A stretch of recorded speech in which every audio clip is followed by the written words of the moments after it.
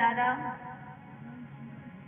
नेत्र बंद करके जैसे ही बैठा ध्यान किया, आज एक तोता बैठा था, वो तोता नारायण नारायण नारायण भगवान का नाम ले रहा था। क्योंकि बड़े भैया नारायण ने ही तो उसके भाई का वध किया था, तो नारायण नाम से शत्रुता की, ईर्ष्या थी उसे हिरण्यकश्यप को। नेत्र खोले, तोता दिखाई नहीं दिया। फिर नेत्र बंद किए, फिर आवाज आई नारायण नारायण नारायण। दादा आंखें खोली, तोता फिर दिखाई नहीं दिया। कई बार ऐसा हुआ। उधर जिस समय विचार किया है कि अब तपस्या करने का उचित समय नहीं है, ये हिरण्यकश्यप वापस अपने घर लौटा। कयाधु ने जब पति को देखा, विचार किया ये तो तपस्या करने गए थे, लौट कैसे आए। एक राक्षस को अगर वश में करना है तो उसकी प्रशंसा उसके मुंह पर करिए। महाराज आप तो राजाओं के महाराजा। शाम का समय था। एक बार फिर कयाधु ने वही प्रसंग छेड़ दिया। दादा तो ध्यान रखना महाराज परीक्षित, 108 बार भगवान का नाम उच्चारण करवाया है अपने पति के मुख से। लिखा है कि पतिव्रता वह नारी करे जो प्यार पति से भारी, जो देवे पाप छुड़ाई रे और पति को करे पुजारी।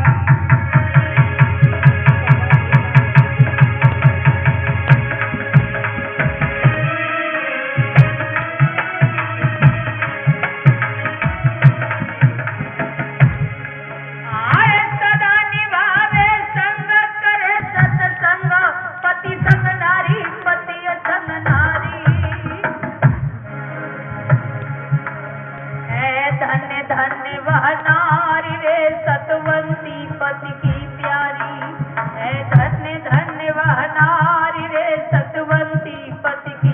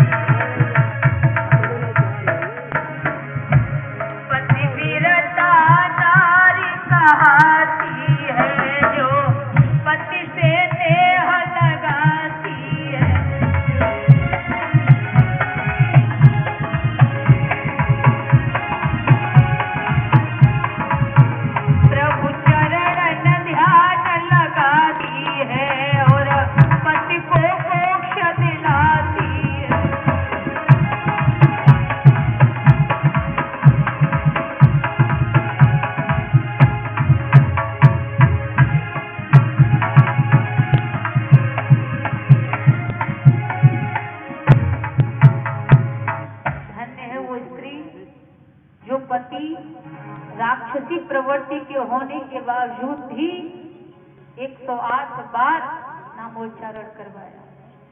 ध्यान रखना, जिस समय ये दोनों पति पत्नी भगवान का नाम ले रहे थे, उसी समय पत्नी सगर्वा हुई और कयाधु के गर्भ में भक्त प्रहलाद की आत्मा ने प्रवेश किया है। बोले गोविंद भगवान की।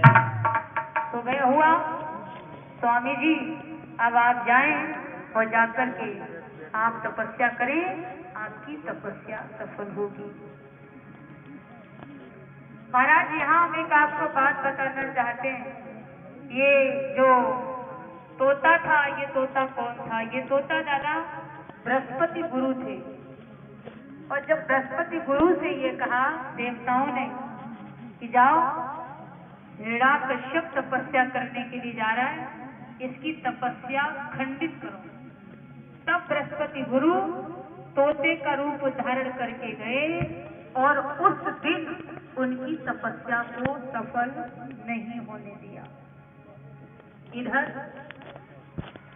इस समय हिरण्यकश्यप दादा तपस्या करने के लिए गया और उधर इंद्र ने विचार किया, बात तो आगे बढ़ गई, इस कयाधु को कैसे मारा जाए। तो घर पर दादा जब कोई नहीं था, ये इंद्र गया और इंद्र ने आज कयाधु को रस्सी में बांधा और बांध करके जब मारने के लिए तैयार हुआ दादा, तो रास्ते में नारद जी मिले। महाराज इंद्र क्या कर रहे हो और इस बिटिया को क्यों मारना चाहते हो? जवाब दिया, इस बिटिया को इसलिए मारना चाहते हैं कि ये हिरण्यकश्यप की धर्म पत्नी है और ये गर्भवती है, हम चाहते हैं कि उसका वंश आगे ना बढ़े। तो नारद जी बोले, आप गलती कर रहे हो महाराज इंद्र। मुने नारद गिरा उचारी है, क्यों खोटी अकल तुम्हारी।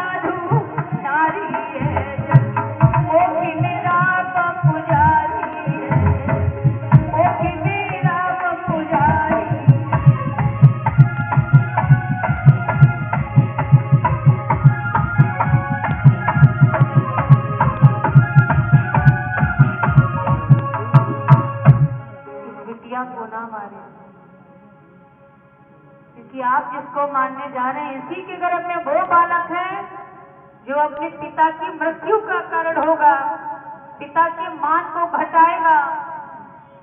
आप इसे छोड़ दीजिए। नारद जी के कहने पर इंद्र ने छोड़ दिया और ये कयाधु जो गर्भवती है नारद जी के आश्रम में गई और वहां जाकर के भगवान का गुणगान किया है। वो माताएं बहनें जो गर्भवती होती हैं, वो अगर आप पढ़े लिखे हैं तो घर पर बैठ करके भागवत का अध्ययन करें। जहाँ भी भागवत हो, जहाँ भी सत्संग हो, कथाओं को सुनने के लिए जाएं। आपकी आने वाली संतान बहुत ही अच्छे संस्कारों वाली होगी। यही असर था प्रहलाद के ऊपर। और जो बच्चा अपनी माँ के गर्भ में है दादा, आप सब जानते हैं कि अभिमन्यु ने माँ के गर्भ में ही सीख ली थी। जिस समय अर्जुन ने चक्रव्यूह को तोड़ने की बात कही थी, तो जब तक मैया जगती रही तब तक बेटा गर्भ में जगता रहा। जब मैया सो गई तो बेटा भी सो गया। अंतिम वाला जो चक्र था, जो वो बात नहीं सुन पाए और तब तक वो सो गई थी महाराज। तो ध्यान रखना, जो भी आप लोग क्रियाएं करते हैं वो बच्चा कुछ दिनों बाद सुनने लगता है। तो यहाँ उस बच्चे पर असर बहुत बड़ा पड़ता है। मैया आज कयाधु ने भगवान का गुणगान किया है, भगवान का भजन किया। गोविंद हरि गोपाल हरि, जय जय प्रभु दीन दयाल हरि। गोविंद हरि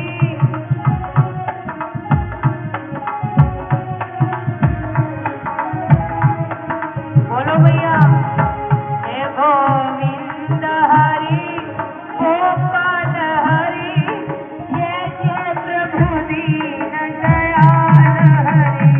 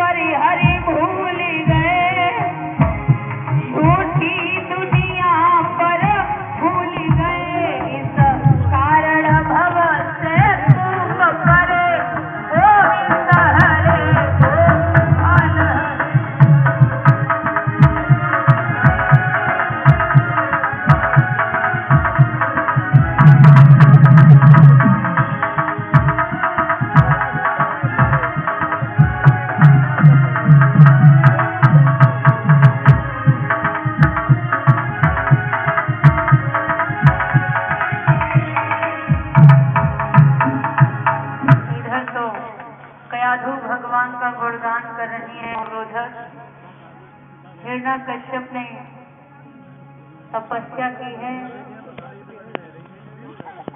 बहुत भयंकर तपस्या की। ऐसी तपस्या जिस समय दर्शन देने के लिए ब्रह्मा जी गए हैं और कहा है कि हमसे वरदान मांगिए। जवाब दिया, वरदान हमको ये दीजिए कि हम अमर हो जाएं। क्षमा करना हिरण्याकश्यप, अमर तो इस दुनिया में कोई नहीं है, कोई दूसरा वरदान मांगे। हिरण्याकश्यप ने विचार किया, वरदान तो हमें यही लेना है, चाहे कैसे भी वरदान है, उलट फेर करके मांगेंगे, वरदान लेना यही लेना। महाराज कोई दूसरा वरदान मांगिए, क्या सोच रहे हो? तो हिरण्याकश्यप ने कहा, हम जो मांगेंगे आप दोगे? दूंगा, अवश्य जो दूंगा, मेरा उद्देश्य यही है, मैं तुम्हें वरदान देने के लिए ही आया हूँ, फिर आप जो मांगोगे दूंगा और जरूर दूंगा। तो हिरण्याकश्यप ने कहा कि वह बोला, लूंगा तो ऐसा जो कभी किसी ने लिया न हो, और दानी देव हो तो वह दो जो कभी किसी को दिया न हो।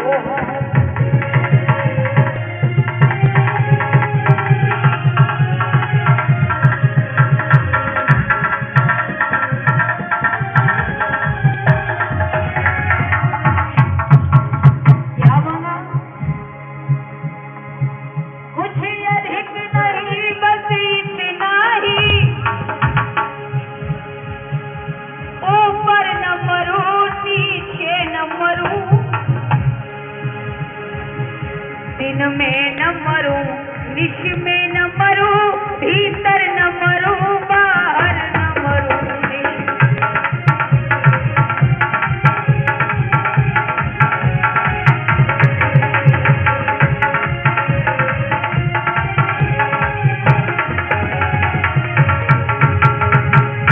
नर से न मरूं, पशु से न मरूं, प्यापे कोई हथियार नहीं, जीवन में मुझे भोगने को रह जाए कोई बिहार नहीं।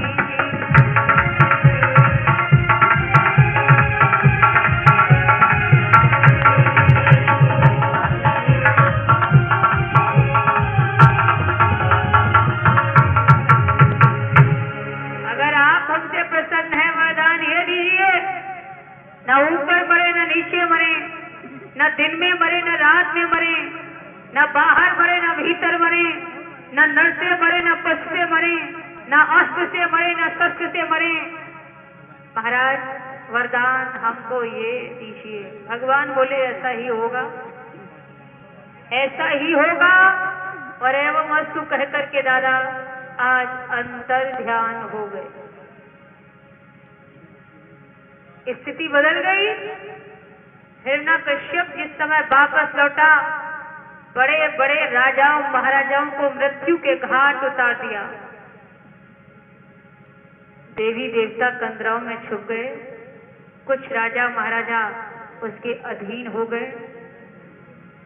दरबार किया, घोषणा की, हमारी इस राजधानी में हमारे शत्रु का कोई भी नाम नहीं लेगा, और अगर किसी ने उसका नाम लिया तो उसे मृत्यु दंड मिलेगा। महाराज जिस समय ऐसी घोषणा की, उसने कहा था कि मैं ही ईश्वर हूं, लेकिन क्षमा करना दादा, एक नर कभी नारायण हो ही नहीं सकता। वो ईश्वर क्या है और हम और आप क्या हैं, थोड़ा सा ईश्वर के बारे में। जो उत्पत्ति, स्थिति और प्रलय तीनों कालों में शांत रहता है, जो इंद्रियों के द्वारा जाना नहीं जा सकता, अर्थात ना जन्म होता है, न वृद्धि होती है, न अक्षय होता है, न मरण होता है, वही ईश्वर है। आकाश, वायु, अग्नि, जल, पृथ्वी में उसी की सत्ता भास रही है। करण तो ही, कारण तो ही, करण करावन तो ही, गत निर्भान तो ही निराधार है। मूल तो ही, फूल में, फल तो ही, फल में, बीज तो ही, बीज में विस्तार है। राह तो ही, रंग तो ही, जल का तरंग तो ही, नाव का मल्लाह तो ही आर पार है। संगीता विचार करे खाली जगह नाए कोई, सत्संगत गुरु नानक नाम के आधार है। थोड़ा सा ईश्वर के बारे में अब आवश्यकता है हमें अपने आप को पहचानने की। तो हम शरीर का कोई विशेष अंग है? उत्तर मिलता है नहीं। शरीर तो जड़वत है, इसका तो नाश होना है। फिर हम संगीता हैं? उत्तर मिलता है नहीं, क्योंकि ये तो एक नाम है और हर व्यक्ति का नाम जानने, पहचानने और बुलाए जाने का है। आप बड़े बड़े शहरों में जाएं, मकान नंबर जब तक आपके पास नहीं होगा तब तक आप वहां तक नहीं पहुंच पाओगे। तो ये तो हम लोगों को एक मकान नंबर दिया है, हमारी पहचान किस नाम से होनी है, हमें किस नाम से पुकारा जाएगा, तो हमें नंबर दिया गया। फिर हम क्या हैं? जागृत स्वप्न सुसुप्त यादो यत् प्रपंच प्रकाश से तद ब्रह्ममित वर्तवा सर्वबंध प्रमुचिते। जो जागृत स्वप्न सुसुप्ति के प्रपंच को प्रकाशता है वह ब्रह्म मैं हूँ, ऐसा जानकर जीवात्मा संसार बंधन से मुक्त हो जाता है। आत्मा परमात्मा का अंश है। जब तक हमारे शरीर में है तब तक हम जिंदा हैं, और जब ये आत्मा निकल जाएगी हमारा केवल मृत शरीर होगा। तुम सत्य चित्त आनंद रूप भूल गए सुधे अपने।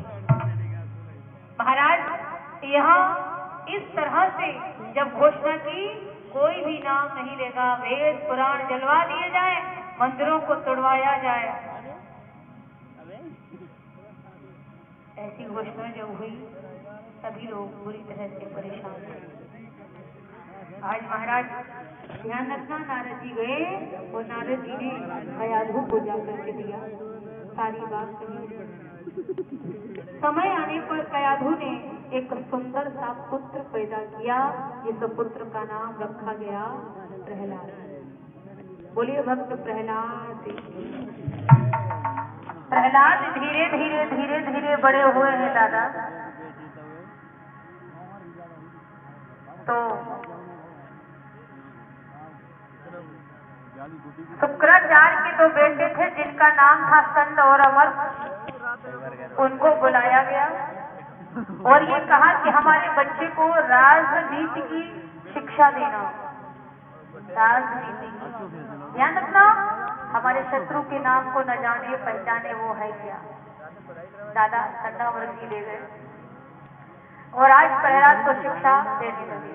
धीरे धीरे धीरे धीरे ये संभव था कुछ दिन के पीछे, गुरु अपना रंग चढ़ा दे।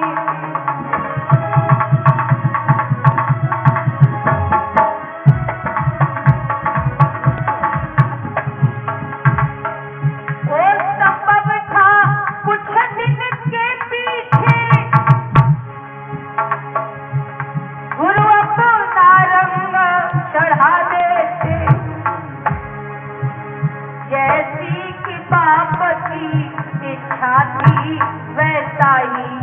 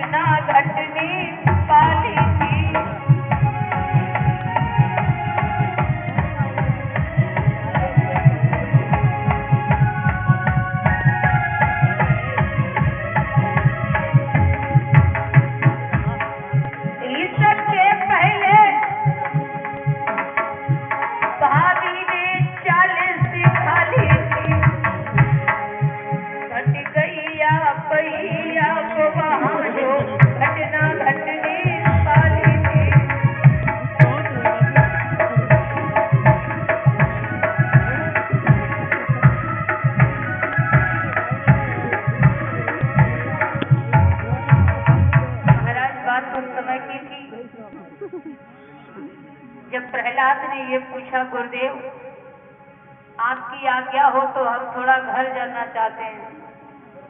गुरुजी बोले, बेटा ये तो बड़ी अच्छी बात है, जाओ, बहुत दिन हो गए, गए भी नहीं हो, जाओ घूमे आओ। तो आज प्रहलाद अपने गुरुजी की आज्ञा लेकर के दादा चले, घर के लिए चले। और बड़े भैया जिस समय घर के लिए जा रहे थे तो रास्ते में उन्होंने देखा एक कुम्हारिन बैठी थी हवा के पास, और कुम्हारिन रो रही थी, प्रभु का नाम ले रही थी, गुणगान कर रही थी। कारण कुछ था, प्रहलाद खड़े हो गए तो कुम्हारिन प्रभु का नाम ले रही थी, बोल रही थी कि तेरी लीला अपरंपार पार न कोई पावे।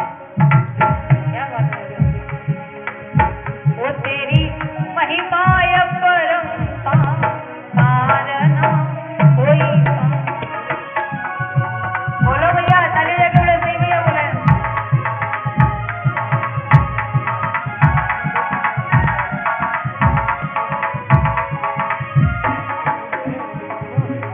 तू ही जल में, तू ही थल में, तू हर डाल के हर पातन में। जोर से बोलो, ओ तेरी महिमा अपरंपार पार ना कोई पावे।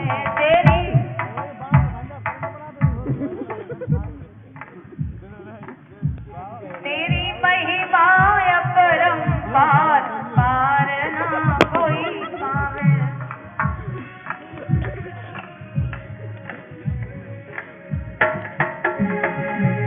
दया सिंधु दीन हितकारी दया, तुमने विपदा सबकी टारी।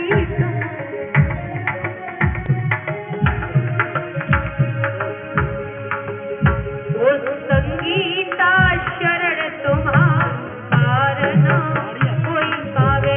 तेरी लीला अपरंपार पार ना।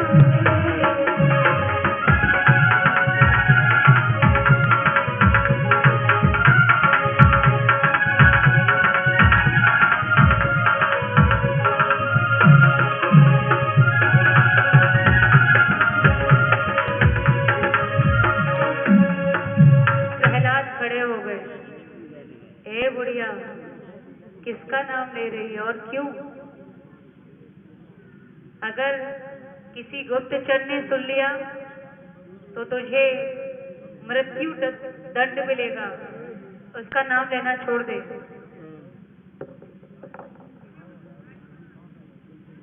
क्योंकि ये हमारे पिताजी के शत्रु का नाम है। कारण क्या है जानना चाहते हैं? जवाब दिया, बेटा प्रहलाद, जिस समय घड़ा पकाने के लिए हमने हवा लगाया, 4 घड़ों में बिल्ली के 4 बच्चे खेल रहे थे। मैंने जब हवा लगा दिया, अग्नि भी प्रज्वलित कर दी, उसके बाद में मुझे ध्यान आया कि इसमें बिल्ली के बच्चे बैठे हैं।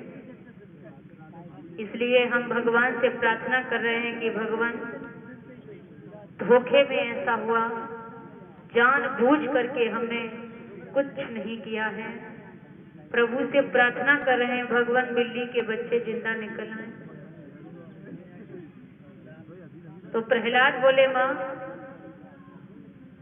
इतनी भयंकर आग लगी है तो तुझे क्या विश्वास है कि तेरे बिल्ली के बच्चे जिंदा बचेंगे? उसका नाम लेना छोड़ दे, उचित यही होगा।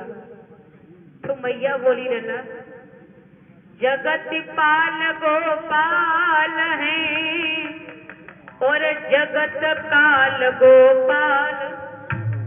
जगत की उत्पत्ति करने वाले भगवान हैं, जगत का पालन करने वाले भगवान हैं, जगत का संहार करने वाले भगवान हैं। और भगवान से बढ़कर अगर तुम हो तो बिल्ली के बच्चों को तुम ही जिंदा निकाल दो। कहा कि जगत पाल गोपाल है और जगत काल गोपाल, तू गोपाल का काल है तो यह बाल निकाल। भगवान से बढ़कर हो, बिल्ली के बच्चों को तुम ही जिंदा निकालो। तो प्रहलाद बोले तब प्रहलाद यूं ओ बुढ़िया अज्ञान, अब मथी अग्नि लगी तो कौन बचावे प्राण। हम तो केवल इतना कहना चाहते हैं, जब इतनी भयंकर आग लगी है तो आखिर बिल्ली के बच्चे कैसे बचे। तो बुढ़िया बोली लाडले कौन कठिन यह बात, और धीरज धारो रात्रि भर आना तात प्रभात। भगवान के लिए बेटा ये कोई बहुत बड़ी बात नहीं है।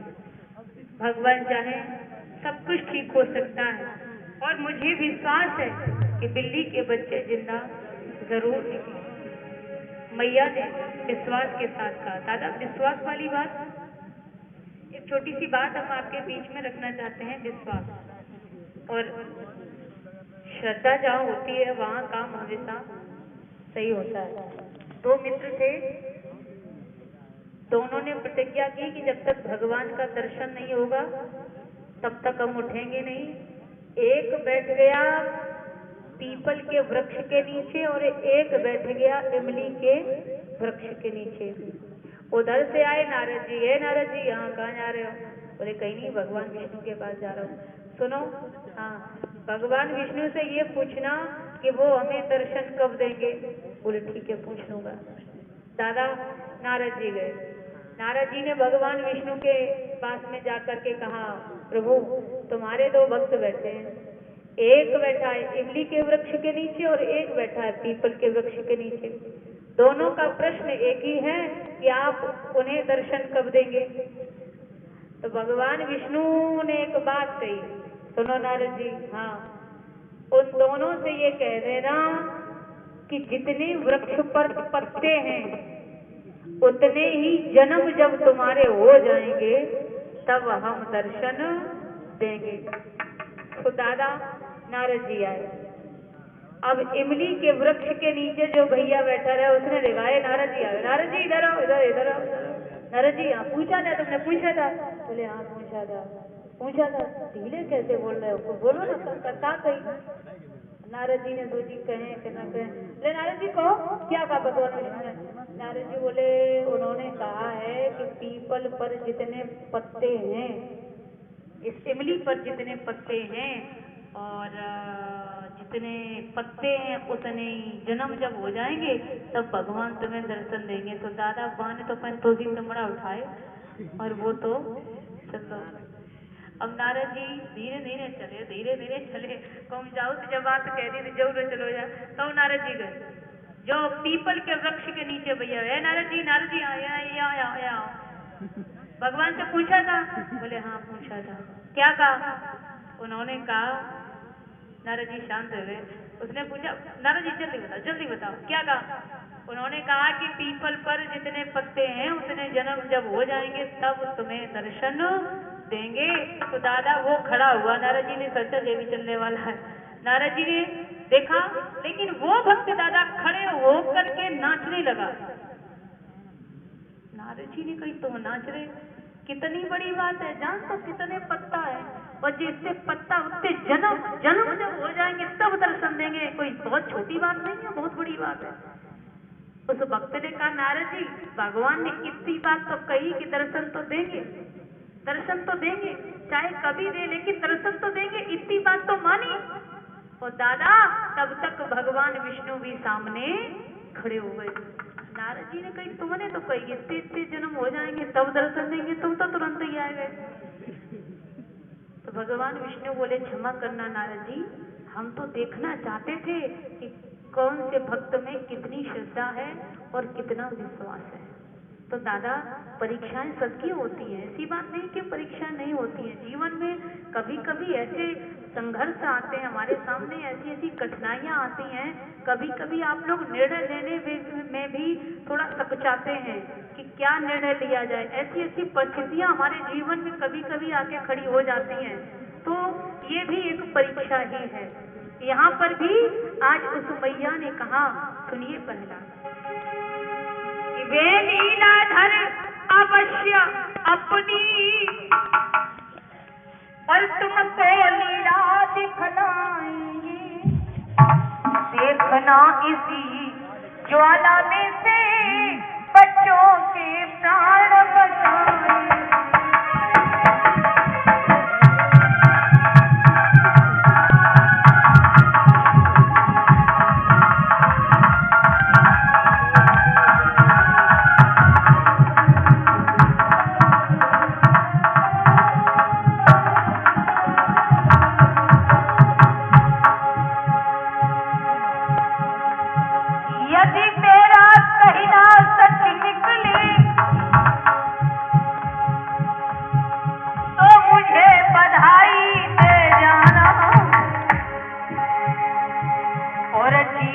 बाल न निकल सकी तो लेकर प्राण चले जा।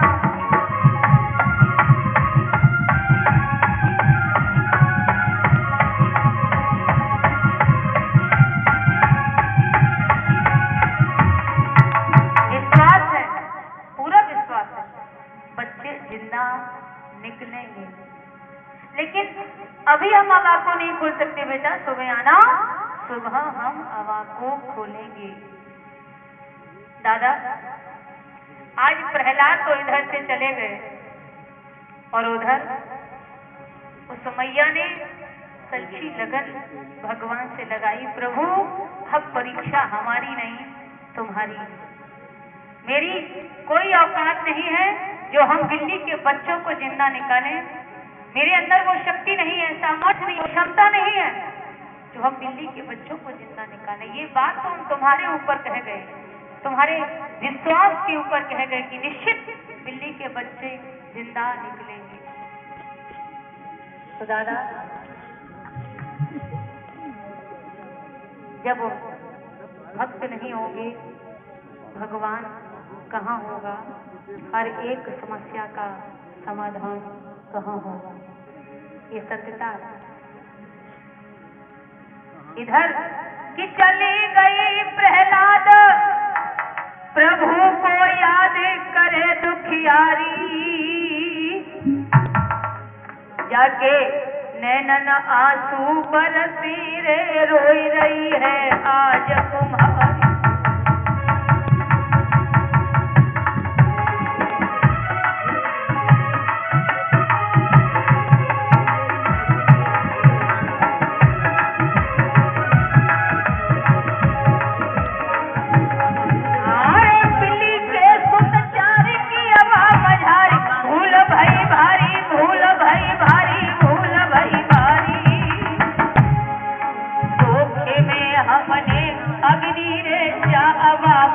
हाय डारी धोखे में हमने अग्नि रे जा वापस हाय।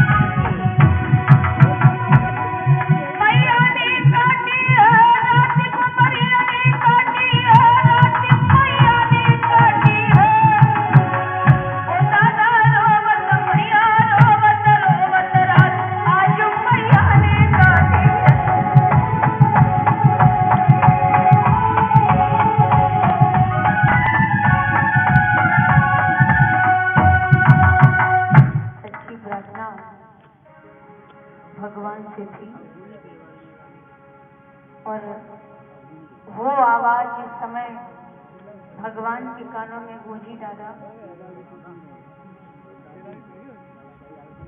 रात्रि जैसे तैसे व्यतीत हुई, सुबह जब हुआ और आज